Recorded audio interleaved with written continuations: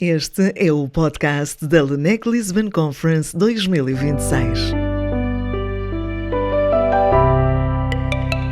Seja muito bem-vindo ao segundo episódio do podcast oficial da LNEC Lisbon Conference, edição de 2026. Esta nova vaga de podcasts surge com o propósito de dar a conhecer os principais temas, protagonistas e objetivos desta conferência internacional, que é promovida anualmente pelo Laboratório Nacional de Engenharia Civil, e o tema deste ano é as barragens e a transição energética. E neste segundo episódio temos a honra de contar com a presença do Presidente da Comissão Organizadora do evento, Engenheiro António Batista. Muito obrigada pela sua presença aqui, por estar disponível para esta nossa conversa informal sobre a LNEC Lisbon Conference.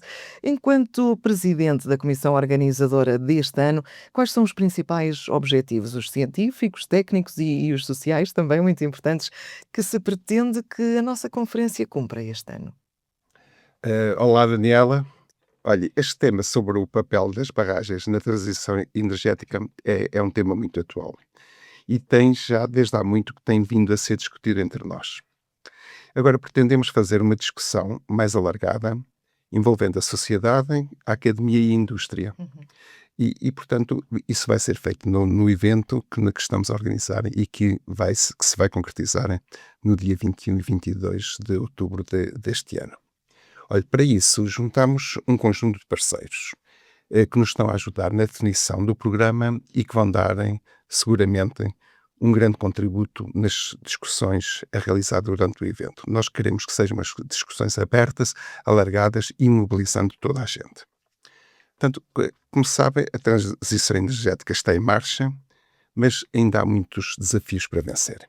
Olha, veja o que aconteceu no apagão na Península Ibérica no dia 28 de abril do ano passado. Que grande susto apanhámos todos. Foi e teve as consequências que todos nós sabemos. Olha, esse apagão deveu-se a um desajuste na gestão das diversas fontes de energia disponíveis que estavam a alimentar a rede elétrica, em particular as energias renováveis intermitentes, que são a solar e a eólica. Portanto, são energias que não são contínuas, dependem das condições de vento e das condições de exposição solar. Claro. E, portanto, houve um desajuste e, portanto, tivemos, digamos, o sistema não conseguiu responder através da inserção de outras fontes de energia atempadamente e, portanto, foi aquela situação que nós vimos que aconteceu.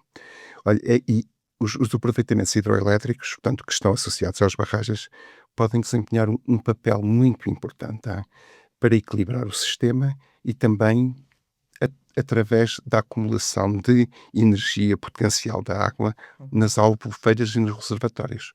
Portanto, há situações em que há energia disponível na rede e que nas albufeiras de jusante, que estão cheias, a água pode ser bombada para as de montante, criando um potencial, portanto, uma pilha disponível para as situações em que a demanda de energia é maior. Exato. Aqui, Fica tudo mais contínuo, mais certinho. Exatamente. Ora, como é que o LNEC entra nisto? Nós, no LNEC, portanto, o LNEC é um organismo de investigação da área da engenharia civil, portanto, nós estamos essencialmente focados na segurança das barragens. E, atendendo ao nosso estatuto, portanto, do organismo público, nós damos um apoio grande à Agência Portuguesa do Ambiente, que é a Autoridade Nacional de Segurança de Barragens, mas também damos muito apoio aos concessionários, numa perspectiva de utilizarem de uma forma segura e racional as barragens, e também na perspectiva de mitigarem os efeitos das ações climáticas, como é o caso das cheias. Pois, as quais já não podemos fugir, não é? Não. São cada vez mais constantes, menos previsíveis também, por outro lado, não é? Sim, e verifica-se que uma das consequências das alterações climáticas é na maior frequência dos fenómenos extremos. Exato. E, portanto, também, digamos, a exploração das barragens e a sua segurança estão também relacionadas, digamos, com os diferentes usos que elas têm. Portanto, mesmo no caso das obras hidroelétricas, portanto, elas têm um papel primário para ajudar a controlar as cheias. Uhum. Também muitas dessas albufeiras servem para o abastecimento público, para o regadio e também para atividades de lazer e ainda para o equilíbrio de muitos ecossistemas locais. Portanto, a construção das barragens gera, digamos, novos equilíbrios nas regiões em que são construídas e, portanto, elas vão ajudarem, apesar digamos, dos seus impactos, portanto, quando elas são projetadas e construídas, portanto, sabe-se que vão gerar novos ecossistemas que, digamos, que regionalmente, digamos, têm que ser devidamente geridos e devidamente controlados. E são muito completas, têm muitas funções. Sim, muitas vezes nós não temos a capacidade de prever até digamos, ao pormenor todas as consequências, por isso é que portanto, nos anos seguintes ao primeiro enchimento das albufeiras, há uma série de adaptações que são sempre feitas no sentido de mitigar os Sim, impactos. muito bem. Olha, nós na conferência pretendemos, como disse há pouco, realizar uma discussão alargada sobre o papel das barragens na transição energética.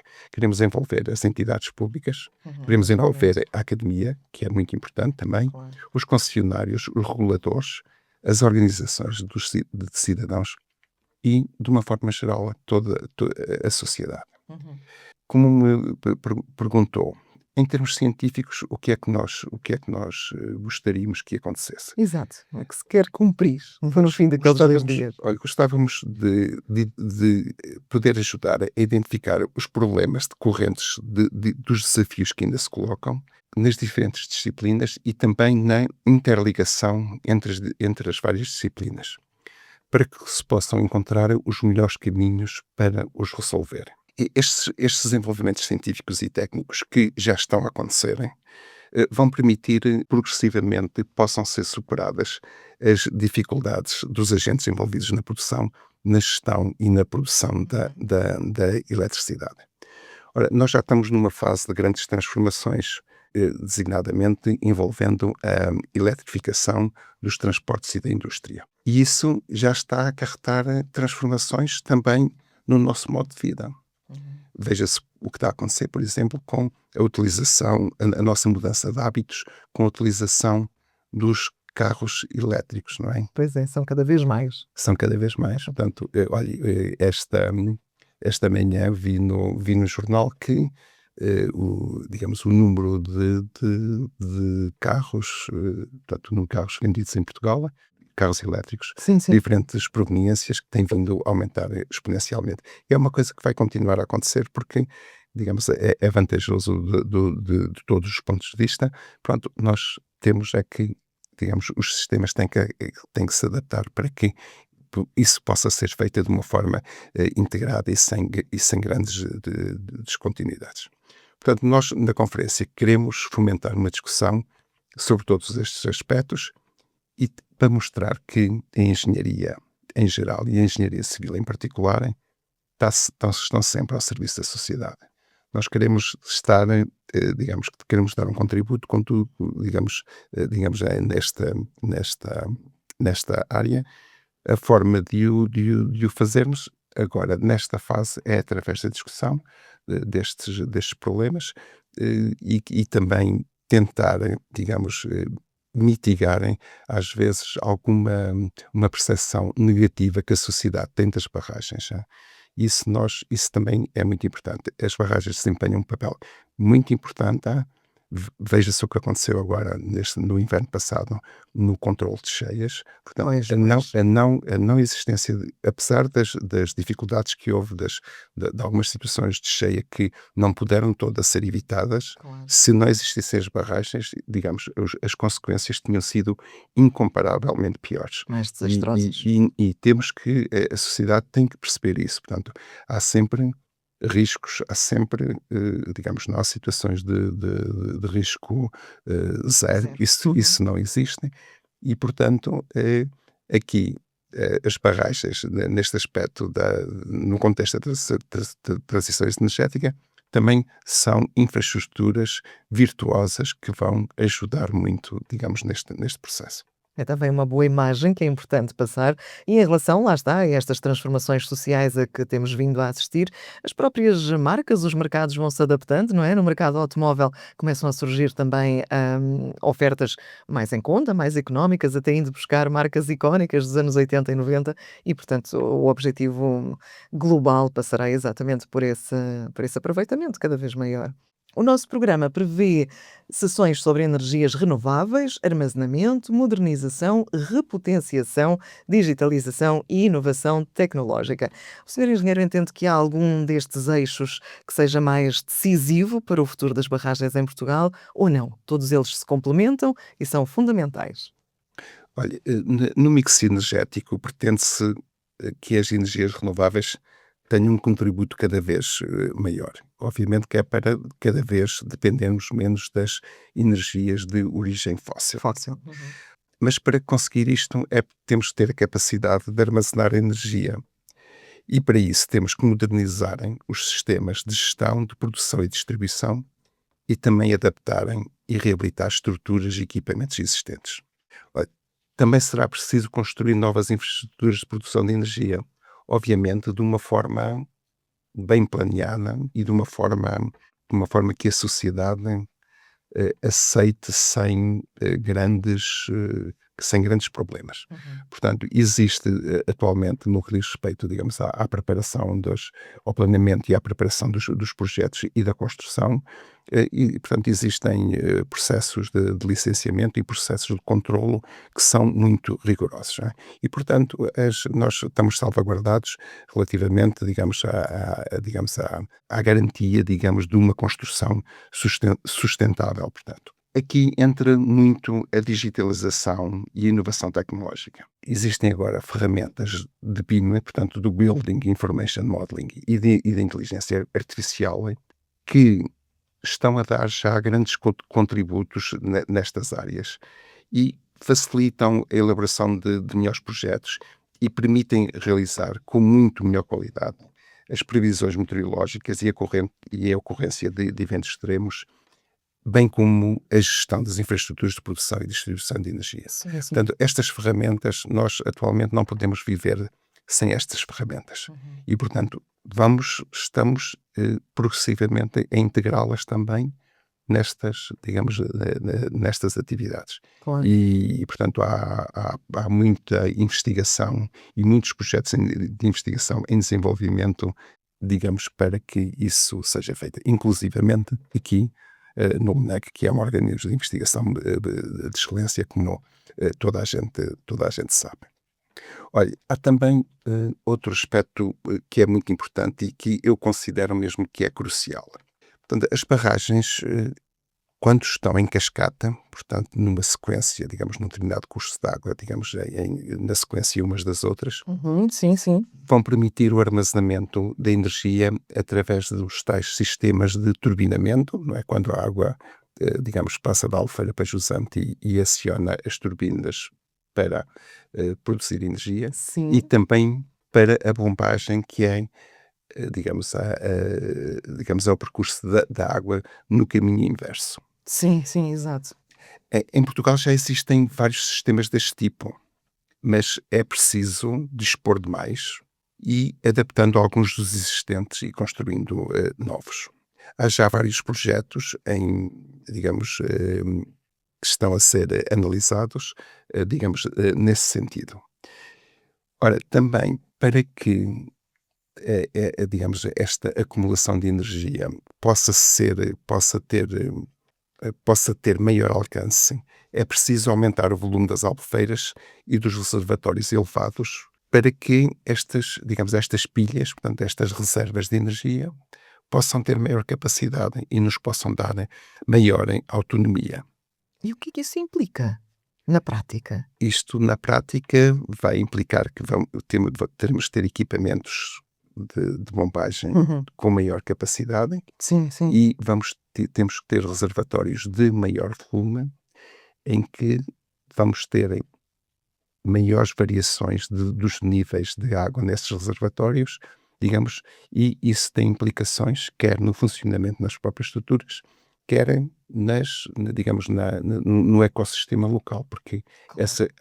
há maiores Em variações toda a envolvência, em claro, toda a claro. envolvente e em toda a envolvente, isso também está a ser estudado. Portanto, aqui há um papel muito importante das tais energias renováveis que são intermitentes, a solar e a eólica, porque elas podem ser produzidas quando há condições de vento e de sol adequadas e há alturas em que a rede não precisa dessa energia e, portanto, quando a rede não precisa dela e ela é barata, que ela é utilizada para fazerem o processo de bombagem. Ora, tudo isto está a obrigar, digamos, a uma modernização e uma repotenciação dos Uhum. sistemas em que a digitalização e a inovação tecnológica estão a dar um contributo decisivo. Portanto, em relação à sua pergunta, como conclusão, penso que estes eixos que referiu estão todos intimamente ligados, Pois, pois. são todos muito importantes e os avanços entre eles vão ter um paralelismo muito grande. Eu penso que no futuro não poderá ser de outra maneira. Uhum. Portanto, todos estes aspectos têm que ter desenvolvimentos paralelos para que haja uma, digamos, concomitância de esforços, digamos, em todas as vertentes para se conseguir chegar aos objetivos pretendidos. Sim, sim. E em relação a esta modernização de que temos estado aqui a falar e sabendo de antemão que uma barragem não é facilmente destruível, não é? Não se pode simplesmente mandar abaixo uma barragem. Este trabalho de modernização, estamos a falar de quanto tempo é que pode acontecer para estar a maior parte do nosso território e das nossas barragens cobertos por estas ferramentas mais modernas? Eu penso que nesse aspecto nós temos que ir com calma e, Uhum. digamos, ir experimentando as soluções que sejam mais simples e que possam ser melhor enquadradas do ponto de vista ambiental e do ponto de vista técnico. Desta forma nós podemos ir aprendendo e podemos ir ajustando, digamos, à sequência de desenvolvimentos que houverem relativamente à transição energética. Sim, sim, Portanto, sim. nós não sabemos, nós neste momento sabemos quais são os vetores para o futuro, mas pode haver fatores externos que os possam influenciar. Veja que agora o que está a acontecer, por exemplo, com a guerra no Irão, as consequências relativamente à produção de petróleo. Exatamente. Portanto, na transição energética nós temos que temos uma determinada direção, mas tem que haver a capacidade para que ao longo do percurso possam haver adaptações que se julguem necessárias para conseguirmos um fim maior e melhor. Haverá sempre fatores que não controlamos, portanto, Exatamente. depende, Há depende fatores muito. geopolíticos que são, digamos, no mundo atual, que são difíceis de prever, não sabemos bem, digamos, em que o mundo está complicado, não é? Não Verdade. sabemos bem o que é que vai acontecer. Portanto, a Europa, portanto, tem uma posição, nós não somos os atores principais, não é? E temos de ter essa capacidade de adaptação. Estamos todos disponíveis para trabalharem e para dar o nosso melhor para contribuir para que esta questão da transição energética tenha sucesso e que nos tornem progressivamente Pois, independentes mais rela- autónomos, não é? relativamente às fontes de energia de origem fóssil. Não é? Exatamente, exatamente. Neste contexto de transição energética, que é afinal um tema fortíssimo da nossa UNEC Lisbon Conference, como é que estes desafios práticos se vão articular na discussão sobre as barragens? A eficiência do sistema elétrico, a segurança das infraestruturas, a adaptação climática ou até mesmo esta integração com outras fontes renováveis? Como é que isto tudo se vai articular? Olha, a mim parece-me que todos estes aspectos estão todos diretamente relacionados com as barragens. Elas, como já referi, elas ajudam a equilibrar o sistema elétrico num contexto de energias renováveis em que a parcela intermitente, digamos, tem significado. No que diz respeito à segurança das obras, ela tem vindo a ser garantida através do cumprimento da regulamentação de segurança. Uhum. A portuguesa, é uma das mais avançadas do mundo. Isso significa ser mais apertada? Significa ser exigente Exigente. e essencialmente preventiva. Uhum. Não é reativa, é preventiva. É uma abordagem que nós temos cá em Portugal e que a Europa tem em geral. Em algumas geografias do mundo, digamos, a ação é mais reativa do que acontece connosco. Isto tem a ver com a nossa maneira de encarar o mundo, com, o nosso, com o nosso modo de vida. Pois, pois. Achamos que devemos atuar essencialmente de uma forma preventiva. Antes de qualquer E a nossa situação acontecer. regulamentação é extremamente exigente nisso. Muito bem. Olha, quais são o que é que acontece na prática cá? Portanto, os concessionários dos aproveitamentos, eles estão muito cientes da importância de manter as estruturas e os equipamentos em bom estado Uhum. para maximizarem a produção de energia. E eles só podem fazer cumprindo muitos outros requisitos que têm a ver com a segurança relacionada com as estruturas, relacionada com o controle de cheias e relacionada com as questões ambientais. E, portanto, digamos, havendo essa preocupação deles, isto vai se refletir também na manutenção das boas condições de segurança das obras. E, repara, nesta área da hidroeletricidade, isto é relativamente simples, porque os meios gerados, digamos, pela produção, permitem a canalização de uma parcela que digamos, que não é displicente para manter seguras as estruturas e para manter funcionais os equipamentos. E já não acontece a mesma coisa em barragens para outros fins. Por exemplo, as barragens destinadas essencialmente ao abastecimento urbano e ao regadio, Sim, sim. tem sido mais difícil conseguir estes objetivos, digamos, da conservação das estruturas e da manutenção dos equipamentos, porque os meios envolvidos são menores, tanto a nível de meios humanos como de meios materiais. Menores mesmo em número ou mais rudimentares? A afetação de meios humanos e materiais que nessas barragens Sim. podem ser postas ao serviço da segurança são menores e às vezes, digamos, estão no limite da suficiência. Sim, sim. Pronto, nós aqui no LNEC acompanhamos, digamos, um grande número de barragens e sentimos, apesar de, digamos, também nessas barragens haver uma vontade intrínseca dos donos de obra de fazerem um bom trabalho, muitas vezes nós deparamos que têm meios muito escassos relativamente àquilo que é necessário fazer para manter as obras em boas condições de funcionalidade e de segurança. Uhum. É uma luta permanente nossa e deles e da Autoridade Nacional de Segurança de Barragens para que se consiga manter essas estruturas em boas condições. De uma maneira geral, em termos gerais, elas estão em boas condições de segurança, mas digamos, no caso das hidroelétricas, portanto, existem meios incomparavelmente mais generosos Sim. do que no caso dos outros tipos de barragens.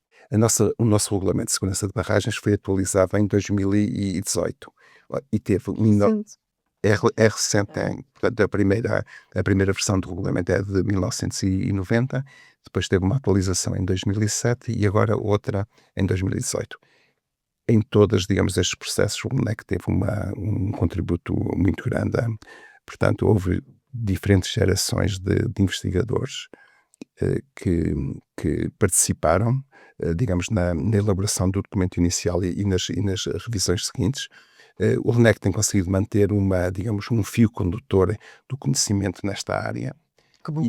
É excelente. E agora, portanto, as nossas preocupações são vão também no sentido de mobilizar, transmitir isso às gerações mais jovens, apesar de que não é, digamos agora no domínio da engenharia civil, há poucos alunos, há poucos alunos nos cursos, temos mais dificuldade no recrutamento de pessoas com qualidade, digamos, para esta atividade, mas não vamos desistir, vamos continuar, digamos, a fazer o nosso trabalho da melhor forma. Claro. Ora, nesta revisão de 2018, já foram considerados muitos aspectos relacionados com a maior frequência de eventos climáticos extremos, em particular no que toca às cheias, que são os eventos extremos que mais afetam as barragens.